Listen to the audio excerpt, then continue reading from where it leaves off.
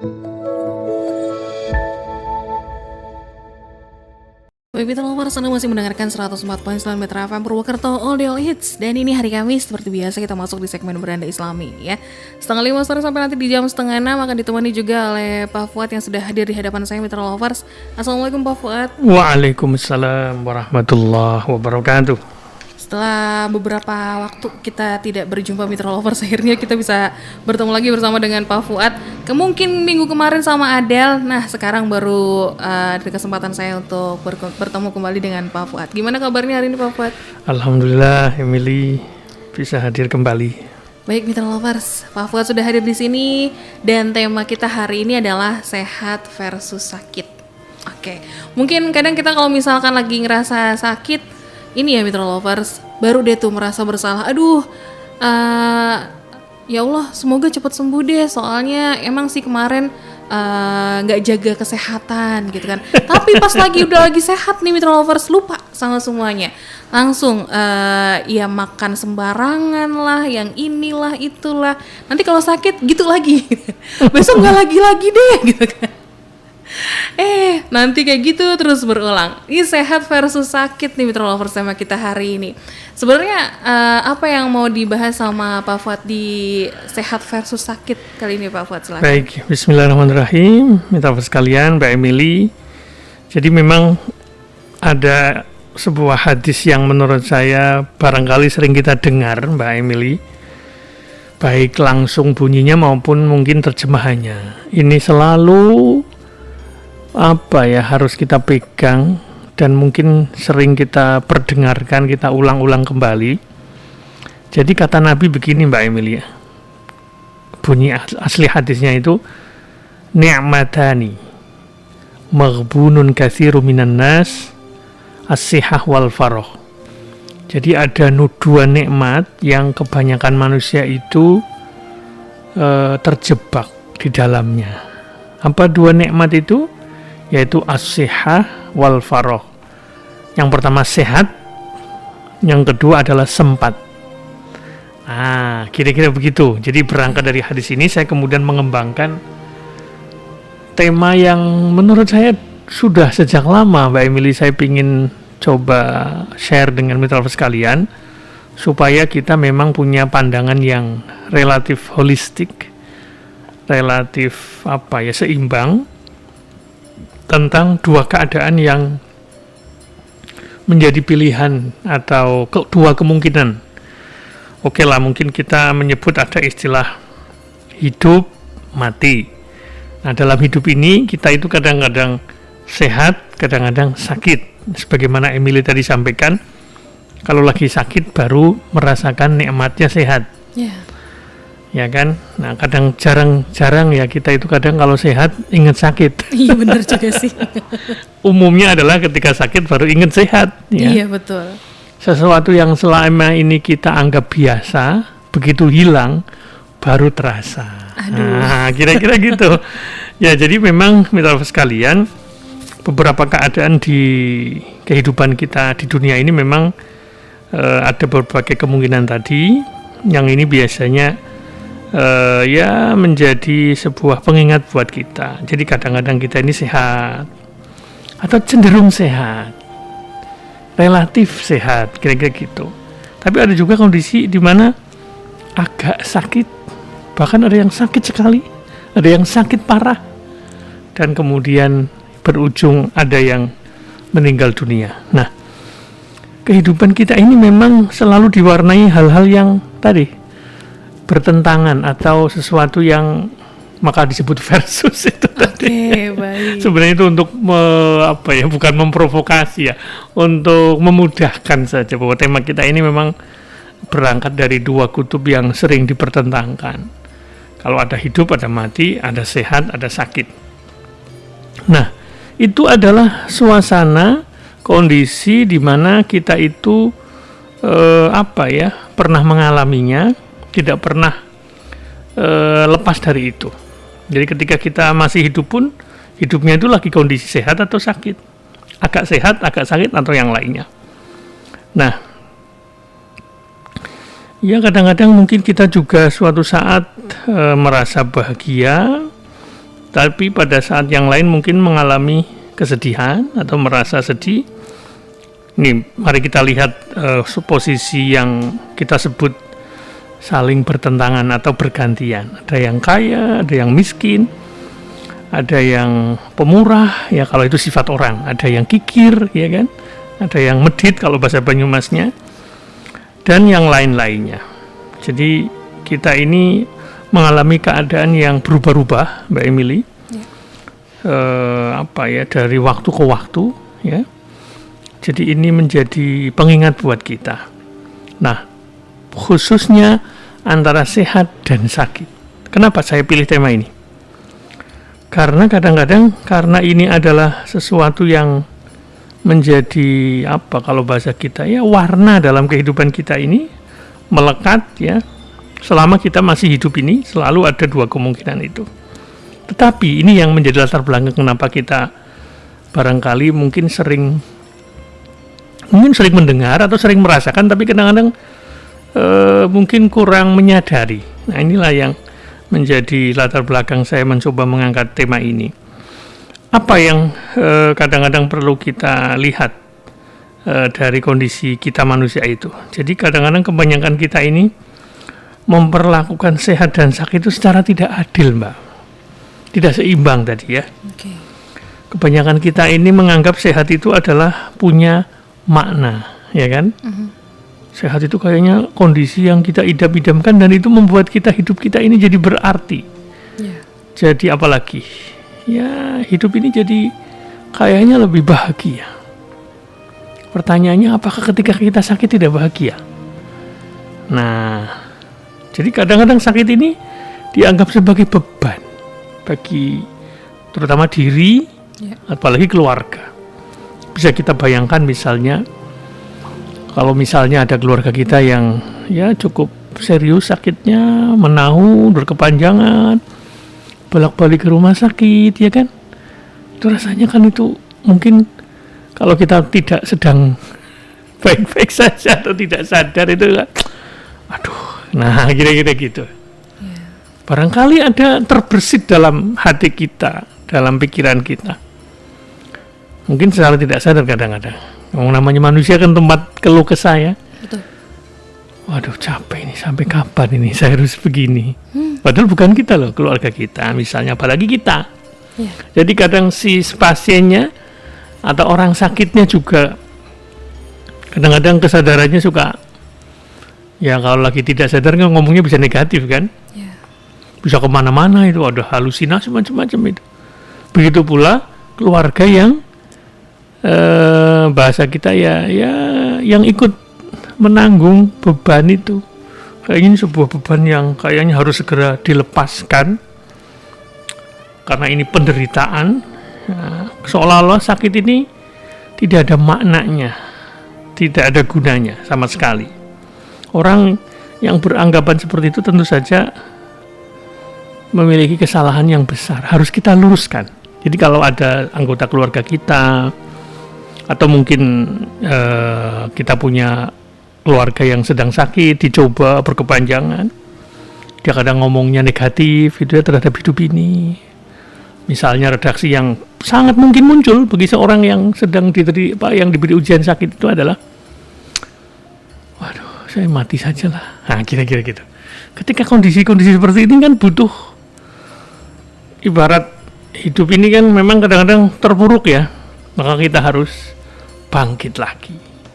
Nah, untuk bangkit ini kan butuh kesadaran, butuh pemikiran, butuh persepsi, butuh sudut pandang. Itu yang harus kita miliki supaya kemudian kita bisa lebih seimbang dalam memandang dua kondisi, sehat atau sakit. Saya ingin mengutip dari firman Allah surat 38 ayat 27. A'udzubillahi minasyaitonirrajim. Ini supaya kita lebih adil memandang dunia ini, Mbak. Wa ma khalaqnas samaa'a wal arda wa ma bainahuma batila. Dzalika dhannul ladzina kafaru fawailul lil ladzina kafaru minan nar. Dan kami tidak menciptakan langit dan bumi dan apa yang ada di antara keduanya tanpa hikmah. Jadi kami Allah tidak menciptakan langit dan bumi dan apa yang ada di antara keduanya tanpa hikmah.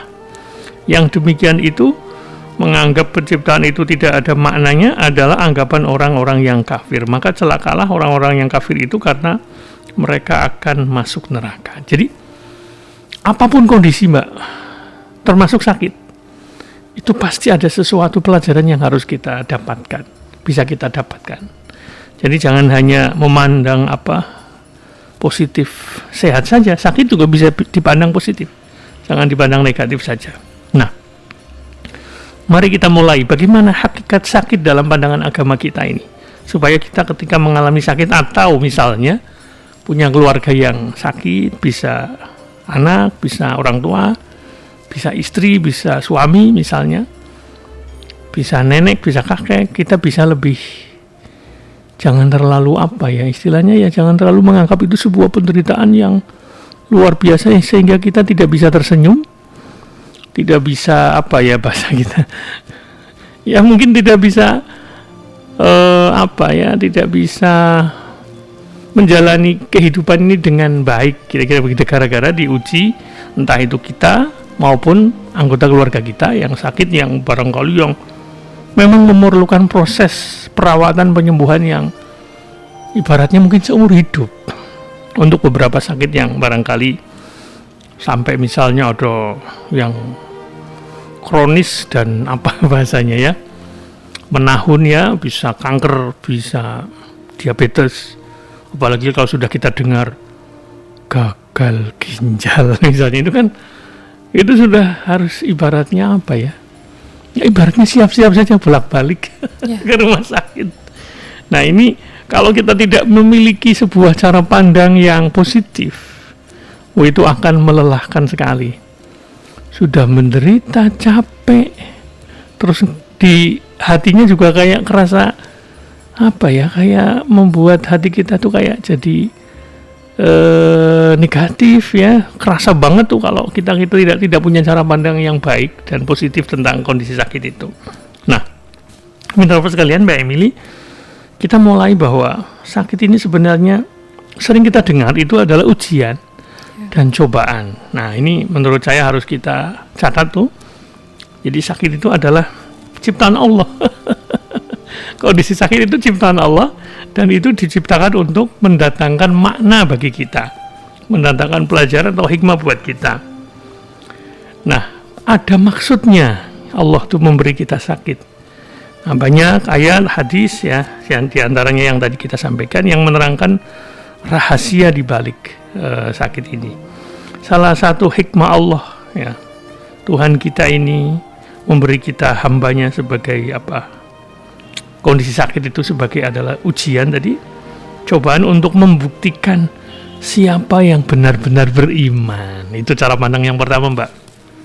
Jadi sakit itu diberikan kepada kita atau keluarga kita itu dalam rangka membuktikan siapa yang benar-benar beriman. Kalau orang diuji sehat, dia kelihatannya sholat terus, dia kelihatannya kalau sholat malah kadang-kadang suka lupa sholat ya. Nah mungkin dalam arti begini, kita kalau diberi sehat tuh kayaknya ke Allahnya itu kayaknya deket itu. Tapi begitu diberi sakit, waduh mulai nih kita punya halusinasi, punya persepsi Allah gak adil, Allah ini masa saya diberi sakit yang seperti ini, ya misalnya begitu. Nah itu adalah sebuah kondisi yang kadang-kadang memungkinkan kita kemudian menjadi tidak ingat atau tidak sadar bahwa ini kita sebenarnya sedang diuji oleh Allah untuk membuktikan kita ini beriman atau tidak. Jadi pada dasarnya kalau kita pelajari berbagai ayat atau hadis itu, barang siapa kita ini ngaku beriman, itu Allah akan tidak membiarkan pengakuan kita, Mbak. Kita kan ini sudah ngaku nih, saya beriman ya Allah. Apa buktinya? Nah itu kira-kira begitu. Nah itu Allah akan memberikan ujian kepada kita untuk membuktikan pengakuan kita. Nah, jadi salah satu caranya adalah dengan diberikan cobaan atau ujian kepada kita. Ini yang barangkali perlu menjadi kesadaran pertama. kita ini berislam, mengaku bersyahadat itu tidak gratis ya, harus ada harganya. Kira-kira begitu. Sebagaimana mungkin Mbak Emily sering dengar kalau ada orang mu'alaf gitu ya, ada masuk Islam, habis itu kayaknya kok terus dapat ujian. Iya kan? Entah itu dijauhi keluarganya lah, terus jobnya jadi berkurang lah. Ini untuk membuktikan nih, kira-kira ini masuk Islamnya benar-benar karena memang keyakinan atau karena ikut-ikutan. Nah, itu contoh. Tentu banyak contoh lain ya. Jadi barangkali beberapa yang bisa kita sebut, misalnya di surat Ali Imran nih, mungkin sering pernah kita sampaikan di sini juga, bahwa ketika orang mau masuk surga, beriman, itu kan tidak kemudian bisa masuk surga gratis kan. Nah, itu harus ada harganya.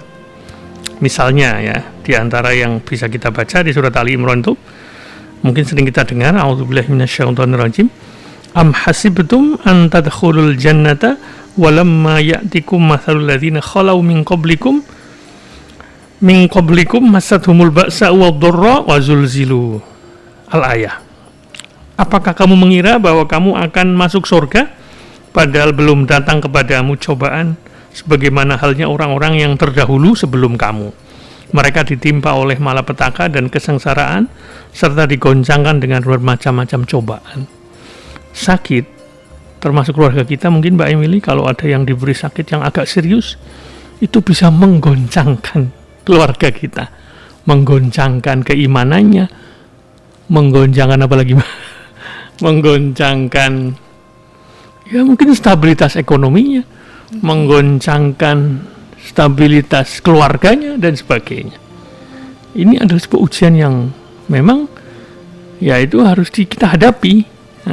Nah, kalau kita bisa lulus ya, menghadapinya dengan penuh kesabaran, menjalani, tetap berupaya, optimis, tidak kemudian kehilangan harapan. Nah, itu kalau orang sudah seperti itu, insya Allah itu bisa lulus ujian. Meskipun pada dasarnya hidup itu selalu ujian. Jadi sampai mati itu ujian. Jadi kalau kita sudah meninggal ya lulus dalam menghadapi berbagai cobaan, itu berarti lulus betulan. Tapi kalau belum selesai ya enggak, ya belum bisa dibuktikan bahwa dia itu lulus atau tidak. Dalam pengertian ketika dia masih hidup tentu ada berbagai cobaan, berbagai kondisi. Bahkan boleh kita lihat Mbak, bahwa sebenarnya ada kecenderungan begini. Mungkin tidak seluruhnya benar, tapi ada perbandingan begini Mbak.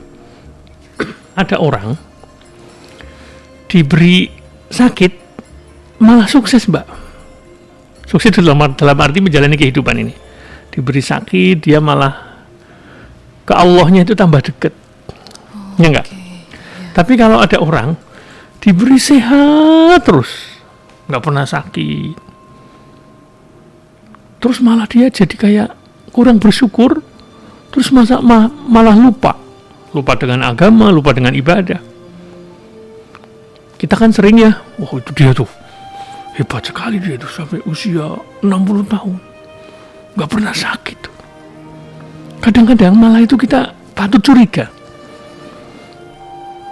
orang nggak pernah sholat dalam hidup ini kayaknya mudah-mudah terus, rezekinya lancar, tapi dia nggak ibadah, dia jauh dengan agama. Hati-hati, barangkali itu namanya, kalau dalam konsep agama itu namanya istidraj. Tahu istidraj Mbak? Kalau dalam bahasa Banyumas itu dilulu itu artinya dibiarkan. Ibarat layangan itu diulur-ulur gitu. Nggak disapa sama Allah, nggak diberi peringatan, nggak diberi cobaan. Nah, itu patut, tentu ini bukan untuk mengadili orang ya, untuk menghakimi orang lain, bukan, tapi untuk sebagai pelajaran buat kita. Jadi jangan bangga kalau kita termasuk orang yang sehat terus gitu, tapi malah kemudian bisa cenderung lupa diri. Nah, jadi kadang sakit itu diperlukan Mbak, supaya kita bisa ya syukurnya tambah terus. Apalagi Mbak, kalau mungkin Amelie pernah sakit dulu, Apa yang kamu rasakan, Mbak? Ya, Yang positif, yang positif. yang positif. Pasti emang bener yang dikatakan Pak Fuad ya, kita lebih ingat sama Allah gitu kan. Terus juga yang paling ini mungkin saya terlalu overthinking ya, jadi kayak lebih inget ke kematian. Jadi kayak yang emang kita nggak pernah menebak gitu kan. Wah jangan-jangan ini besok saya mati nih gitu kan. Tapi akhirnya juga mikir gitu loh bahwa kita nggak pernah tahu kapan kematian itu akan datang gitu kan. Jadi mungkin pas lagi sakit pun itu lagi dikasih kesempatan gitu kan. Lagi dikasih kesempatan untuk ini mau berubah nggak gitu kan. Iya betul. Mungkin seperti itu. Ya jadi betul sekali bahwa memang kadang-kadang tentu takarannya Allah yang tahu ya. Apakah orang ini memang cocok diberi tamparan dalam bahasa ujian cobaan itu dengan sakit yang biasa-biasa, kemudian ingat. Jadi intinya jangan kemudian kita berpikiran negatif kalau diri kita ya atau keluarga kita diberi sakit. Meskipun sakitnya itu kategorinya kategori kelas berat. Yang mungkin menurut kebanyakan orang susah sembuh sudah. Tinggal ditunggu saja. Nggak boleh kita bilang begitu. Contoh ya, ada orang tuh sehat kelihatannya olahraga terus, mati juga. Tapi ada orang kelihatannya ya badannya nggak terlalu sehat-sehat amat, itu kadang sering sakit, tapi umurnya panjang. Betul. Nah pilihannya ya tentu kita pilihnya yo sehat yo umur panjang gitu ya. Tapi kan ya itu kan sudah kehendak Allah, jadi ya kita harus terima itu. Jadi kita bisa tetap berbahagia, Mbak. Berbahagia itu bukan ketawa-ketawa terus, bukan berpesta-pesta, bukan. Tapi ketika hati kita tuh kayak merasa nyes gitu loh, Mbak. Ada orang tuh dapat sakit tuh malah dia tersenyum gitu. Malah yang nengok yang pada nangis, dia yang jangan nangis. Nah gitu. Itu kan dia tuh kayak sudah, kalau bahasa Banyumas sudah temata hatinya, sudah tertata hatinya itu. Lah mau gimana lagi coba? Sikap apa yang harus kita miliki? Itu contoh. Tentu ini sulit untuk kita butuh effort lah, butuh usaha, tidak gampang. Kalau diomongkan gampang, tapi coba rasakan itu. Jadi ketika kita dapat ujian itu, salah satunya yang sedang kita di dunia sakit itu ya, coba dirasakan itu, alami, dihayati, ya, dirasakan, terus disyukuri. Bisa nggak begitu tuh? Bisa. Artinya tetap dalam hati kita tuh kayak tersimpan, alhamdulillah. Bisa nggak begitu? Misalnya ketika kita dapat sakit, alhamdulillah saya diberi peringatan, diberi ujian, diberi ya bahasa kita mungkin sebuah bukan azab tapi semacam peringatan yang barangkali akan mengurangi dosa-dosa kita nanti di akhirat. Kita tidak akan mengalami penderitaan yang berkepanjangan karena di dunia sudah diberi cicilan. Diberi cicilan sakit yang mungkin agak serius. Coba hal-hal seperti ini, Mbak Emily, perlu kita selalu hadirkan. Rasa-rasanya tema ini akan selalu aktual dimanapun dan di kondisi apapun. Coba Emily kalau mungkin pernah ke rumah sakit ya kan, hari ini sekarang coba kita rumah sakit, rame rumah sakit itu, Mbak. Nah, di sana ada temennya gitu kan. Tapi kalau di rumah mungkin kayaknya kalau sakit kayak sendirian. Tapi coba sana ke rumah sakit itu, rumah sakit yang besar gitu, yang jadi rujukan. Ternyata banyak juga teman kita ini. Kalau kita belum ke rumah sakit kayak rasanya kan sendirian ya. Kayaknya saya ini sakit yang paling parah ini. Cuma saya yang menderita. Tapi begitu ke rumah sakit, Masya Allah ternyata banyak juga yang lebih parah. Sakitnya sama, kemarin dia sudah duluan. Duluan tidak ada maksudnya. Alhamdulillah kita masih diberi umur. Nah yang begitu-begitu menurut saya ini memang tema yang ya barangkali ya perlu kita angkat itu. Jadi selama ini kan tema-tema kita lebih ke urusan medsos ya, Mbak. Ya. Nah sekarang kita lagi ngurusi tema yang barangkali perlu perlu kebesaran hati, perlu ini kayak eksperimen, tapi eksperimen hati kita dan pengalaman hidup. Nah, tema-tema begini nih menurut saya. Jadi misalnya sekalian Mbak Emily, sebagai pengantar saya ulangi lagi bahwa kita manusia ini harus adil memandang kondisi, ya, antara hidup, mati, sehat dan sakit ini akan selalu hadir dalam kehidupan kita, keluarga kita, masyarakat kita, sehingga kita perlu membekali diri, baik dalam kondisi ketika kita sakit maupun mendampingi keluarga yang sakit. Keluarga itu bisa keluarga inti, orang tua, anak, saudara dan sebagainya, atau keluarga yang agak jauh, teman barangkali kadang-kadang, ya kan? Ada teman misalnya diberi ujian yang luar biasa, kita bisa hadir menjadi teman yang dikala sakit kita datang misalnya, dan kemudian memberikan penghiburan, ya, bukan dengan ketawa, tapi dengan ya empati, dengan menyapa, datang, ya.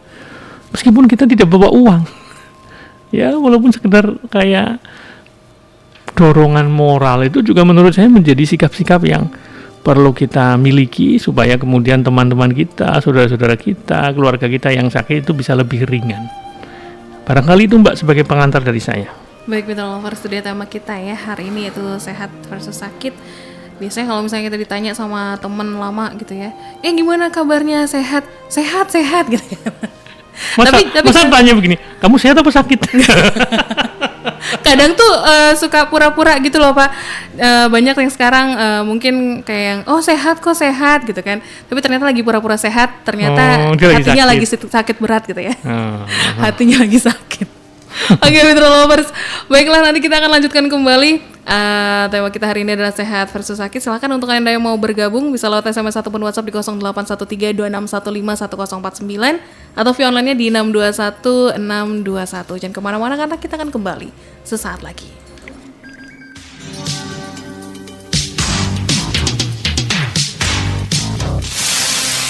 Listen. Commercial free.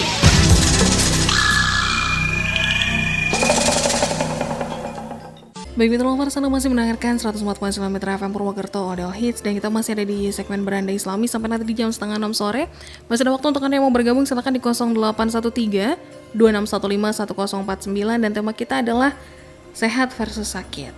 Nah, Pak Fuad, kalau misalkan ternyata yang sakit itu adalah diri kita sendiri gitu kan, perlu proses yang cukup panjang mungkin untuk menerima apa yang sedang kita rasakan gitu kan. Dan nggak jarang juga kita kalau misalkan mungkin sekarang lagi kedapatan ternyata sakitnya yang cukup berat, kita ngerasa kayak kadang juga ada posisi di mana kita ada di fase yang menyerah gitu Pak Fuad. Iya. Gimana kita harus menghadapi ini? Ya, jadi memang yang pertama sebelum tadi sampai fase menyerah, yang jelas kita harus punya persepsi positif terhadap sakit tadi. Sakit itu ujian, sakit itu cobaan. Nah, itu adalah momen kita untuk membuktikan bahwa kita ini benar-benar beriman. Kemudian yang kedua, tentu saja sikap yang tadi selain positive thinking tadi, apa itu hakikat sakit? Yang kedua itu adalah sabar dan ridho. Ridho itu artinya rela. Memang betul tadi Emily mengatakan bahwa untuk sampai tahapan ridho, menerima itu butuh waktu. Mungkin yang pertama kadang-kadang ada denial. Denial itu artinya menolak. Masa aku kayak gini? Ya Allah, ya Allah. Kayak memberontak. Betul. Tapi lama-lama insya Allah kalau dia bisa positif ya, mungkin karena punya keluarga dekat yang bisa membantu dia, pelan-pelan dia akan terima. Kita terima sakit itu. Jangan kita tolak gitu. Bersahabat dengan sakitnya itu. Nah, ini memang dalam sebuah hadis qudsi itu Allah berfirman, barang siapa yang tidak rela dengan keputusan dan ketetapanku, maka carilah Tuhan lain yang seperti aku. Nah, maka kita harus terima itu. Itu adalah ketentuan Allah gitu ya. Kita pahami, kadang-kadang memang orang sakit kan nggak paham ya kenapa dia harus sakit, kenapa bukan orang lain. Yeah. Nah, kadang-kadang gitu kan. Sehingga secara tidak sadar itu dia menganggap bahwa penyakit yang dideritanya itu sebagai malapetaka, kutukan Allah yang dijatuhkan kepadanya misalnya. Atau ada orang yang ketika ditimpa sebuah penyakit itu menjadi putus asa, kehilangan pegangan. Beda dengan pasrah tadi loh ya. Kalau pasrahnya kesannya, ya sudahlah, kayaknya sudah nggak ada harapan, kayak gitu. Itu pasrah yang negatif ya. Kalau pasrah yang positif itu gini. Jadi pasrah yang positif itu artinya bukan berarti kita tidak berupaya. Ya, kita terima betul ini sebuah kondisi, memang itu ujian dari Allah. Kita tawakal, tapi tawakal yang benar itu setelah ikhtiar. Jadi jangan sampai menghentikan harapan untuk sembuh. Jadi optimisme itu perlu dijaga. Tapi bukan optimis tidak melakukan apapun. Ya. Tapi bagaimana kalau misalnya, jadi pada dasarnya gini Mbak, kita harus tetap berobat. Apapun caranya. Okay. Kalau kita punya keyakinan, punya dana, punya BPJS misalnya, ya sudah prosesnya ke dokter kayak gitu. Atau ditambah kalau dalam istilah kedokteran sekarang namanya paliatif. Jadi klinik paliatif itu lebih ke support dari misalnya secara spiritual, herbal atau apapun namanya. Yang penting bukan musyrik. Musyrik itu artinya kita datang kepada orang yang menggunakan tadi misalnya dengan jin, dengan macam-macam gitu ya. Bahasa kita mungkin dukun ya, yang tidak berangkat dari syariat, ya tentu itu nggak boleh. Jadi itu sikap yang terbaik itu seperti tadi ya, kita terima, jangan sampai memelihara cara pandang yang negatif terhadap sakit kita, jangan kehilangan pegangan, tetap berbaik sangka kepada Allah gitu ya, bahwa itu memang keputusan Allah yang terbaik. Insya Allah tidak ada yang sia-sia. Kita diberi ujian oleh Allah, sakit itu tidak ada yang sia-sia. Jangan sampai ada mengatakan, Allah nggak adil, engkau nggak adil ya Allah, masa aku yang sakit begini, nah kira-kira begitu. Sehingga kemudian kita jauh, tidak mau sholat, tidak mau macam-macam itu ya. Padahal dalam ketika kita sehat kan kita sering mengatakan kan, inna sholati wa nusuki wa mahyaya wa mamati lillahi rabbil alamin. Sesungguhnya sholatku, ibadahku, hidupku, matiku hanyalah untuk Allah. Nah, itu harus dibuktikan. Jadi dalam pandangan Islam, mitra sekalian, penyakit itu tadi lagi-lagi itu adalah ujian yang diberikan Allah kepada hambanya, termasuk kita barangkali, dan itu untuk menguji keimanannya. Nah, jadi yang paling penting itu persepsi Mbak, dijaga persepsi positif. Pasrah itu tadi bukan kemudian kita kayak nggak ada harapan. Kita tetap optimis Allah akan mungkin tidak sembuh total, tapi intinya Allah akan memberi kekuatan kepada kita. Penyakit itu kan ciptaan Allah ya. Dokter itu kan bukan segala-galanya. Kenapa kita harus pasrah dalam pengertian yang positif tadi Mbak ya? Bahwa yang menyembuhkan itu Allah. Dokter, obat itu hanya perantara. Apa buktinya Mbak? Bukti bahwa yang menyembuhkan Allah, bukan dokter. Buktinya begini, mari kita bandingkan Mbak. Ada orang, sakitnya sama. Misalnya sakit ginjal misalnya ya. Dokternya sama, rumah sakitnya sama. Tapi kenapa yang satu sembuh, yang satu tidak? Nah, berarti yang menyembuhkan bukan dokter, tapi Allah. Dokternya podel, Mbak. Dokternya sama. Obatnya sama. Rumah sakitnya sama. Tapi kok ini ada yang berhasil, ada yang tidak. Ada yang meninggal. Nah, itu berarti kan yang menyembuhkan bukan dokter. Itulah cara pasrah yang benar begitu Mbak. Tapi kita bukan meninggalkan obat, bukan meninggalkan usaha. Meskipun obat itu barangkali mungkin suplemen apa gitu, pokoknya berupaya terus menerus. Tentu dengan rasionalitas. Tapi jangan kemudian semuanya dicoba malah gak jelas itu jadinya. Sebaiknya konsisten memilih yang memang berdasarkan informasi, yakini, pilih. Ya tentu boleh ganti misalnya ketika oh kayaknya kurang ada efeknya, boleh kita ganti. Yang penting berupaya terus, selalu berdoa, menjaga harapan, insya Allah itu langkah yang terbaik. Begitu Mbak kira-kira dalam menghadapi baik ketika kita sakit maupun ketika kita mendampingi keluarga yang mungkin sakit. Nah, jadi kayaknya paling pas itu seperti itu, persepsi positif ya. Badan boleh sakit tapi jangan hatinya ikut sakit. Aduh. Waduh, kita ini kan ada badan fisik ini kan terbatas masa gunanya. Ketika semakin menua itu kan fungsi fisik otomatis itu. Jadi boleh kita sebut sakit itu adalah kondisi yang tidak mungkin kita hindari, entah itu karena usia atau karena penyakit tertentu. Coba saja kita lihat mbah-mbah kita ini. Bahkan mungkin nggak usah jauh-jauh Mbak, saya mungkin giginya sudah mulai berkurang fungsinya, sudah mengurangi yang keras-keras. Okay. Mungkin tidak bisa sembarang makanan dimakan, ya kan? Yeah. Kadang orang kan sensitif loh, makan ini sedikit langsung kumat, asam urat lah macam-macam ya. Nah itu kan menurut saya menunjukkan bahwa hampir semua orang, bukan hampir, pasti semua orang itu akan merasakan. Cuma bedanya ada yang mungkin dikasih sakit yang tidak terlalu parah, ada yang panjang, ada yang sebentar sembuh dan sebagainya. Nah, tentu saja ketika kita sehat perlu dijaga, ya dijaga misalnya pola makannya, dijaga istirahatnya, dijaga yang penting hatinya malah persepsinya dan sebagainya. Ya tentu tidak ada kata terlambat. Ya boleh ketika misalnya orang sakit itu merasa mungkin ada dosa yang akan dihapuskan, ya berarti dia berbuat dosa. Pertanyaannya siapa sih yang tidak berbuat dosa? Ya.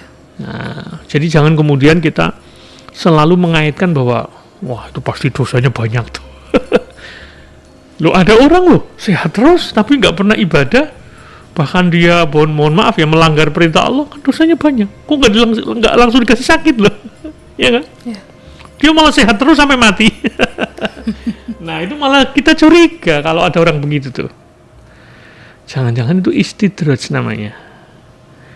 Tadi ujian dari Allah yang kemudian malah Allah nggak sayang sama kita, dibiarkan.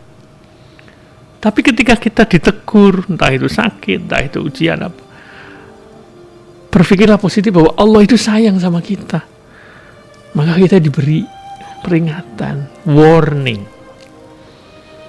Begitu Mbak, cara pandang yang barangkali perlu kita jaga, perlu kita miliki. Ya untuk kita semua lah. Siapa sih yang tidak pernah mengalami sakit? Ya. Siapa sih yang tidak punya keluarga yang sakit? Keluarga itu bisa luas ya, bisa anak, istri, saudara, orang tua, macam-macam. Ya. Bahkan teman. Nah, begitu Mbak, nanti kita lanjutkan kembali. Baik, Mitra Lover, sudah tadi ya pembahasan lanjutan dari Sehat Versus Sakit. Masih ada waktu untuk Anda yang mau bergabung, silakan di 081326151049 atau via online-nya di 621621. Masih ada satu sesi lagi Mitra Lover, jadi pastikan Anda jangan kemana-mana. Keep stay tune on Mitra FM Purwokerto. 104.9 Mitra FM, all day, all hits.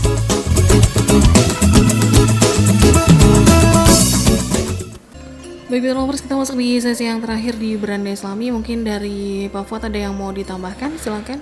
Ya, salah satu yang sering kadang-kadang dibingungkan itu begini Mbak, kan kita harus sabar. Ya. Memang betul, ketika kita dapat sakit ya sabar. Cuma pertanyaannya, sabar itu apa sih? Nah, jadi ini perlu kita luruskan juga. Jadi sabar dalam agama Islam itu bukan sebuah konsep yang statis, ya, yang mandek ya. Sebagaimana yang sering disalahpahami, yaitu menerima nasib apa adanya. Itu adalah pemahaman yang keliru. Jadi yang lebih benar, sabar itu adalah tetap disertai dengan upaya untuk melakukan perubahan ke arah yang lebih baik. Jadi kalau dikaitkan dengan konsep sakit tadi ini, ketika orang sakit itu dia harus tetap melakukan upaya agar dirinya sehat kembali. Meskipun bukan dalam pengertian sedia kala, tapi minimal ya dia bisa mempertahankan kehidupannya, dia bisa beraktivitas dan seterusnya.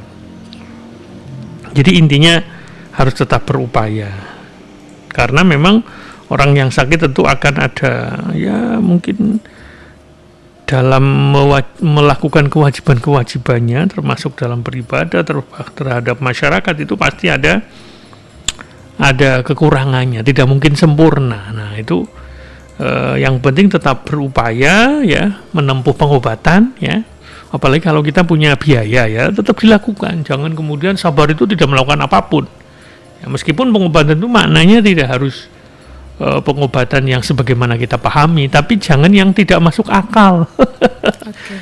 Boleh misalnya dengan semacam praktisi kesehatan yang mungkin barangkali belum terstandarisasi, tapi kan ada reasoningnya, ada argumentasinya, kenapa ini, kenapa cocok obat ini, misalnya begitu. Silakan sesuai dengan ya, tapi kita juga jangan kemudian kayak bingung akhirnya malah nggak melakukan apapun atau semua dilakukan. Wah, itu malah jadi serba salah itu menurut saya. Jadi sebaiknya dipilih di antara yang ada, kita mantep ini, jalani secara konsisten, sabar, berproses, bahasanya nikmati proses. Sakit kok dinikmati, ya itu coba saja. Coba Mbak, kalau kita istilahnya dapat tergores pisau itu, kalau kita kayak menjauh gitu kan malah tambah sakit ya.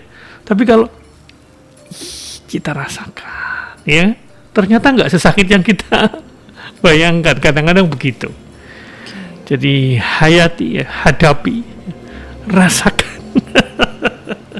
Insya Allah akan mendatangkan bukan kemudian kenikmatan seperti senang-senang, tidak. Tentu yang lebih enak sehat, cuman kan sakit itu tadi juga perlu kita rasakan kan. Setelah kita rasakan, insya Allah kita akan menemukan kenikmatan di balik sakit itu apa sih. Mungkin yang nikmat bukan fisiknya, tapi batinnya, hatinya. Ada perasaan terenyuh, haru, bersyukur, dan sebagainya. Kalau itu masih ada dalam kondisi sakit, berarti itu positif sakitnya itu. Insya Allah kita bisa mencoba untuk bisa seperti itu. Wallahu a'lam, demikian Mbak Emily. Semoga bermanfaat. Wassalamualaikum warahmatullahi wabarakatuh. Waalaikumsalam warahmatullahi wabarakatuh. Baik mitra lovers, selesai sudah Beranda Islami untuk hari ini. Terima kasih sekali untuk Anda yang sudah mendengarkan dari awal sampai selesai sekarang. Dan jangan lupa terus dengarkan Beranda Islami setiap hari Kamis jam 4:30 sampai dengan jam 5:30 sore hanya di Mitra FM Purwokerto. Emily pamit undur diri, terima kasih sekali. Dan jangan lupa tetapkan Mitra sebagai pilihan terbaik Anda.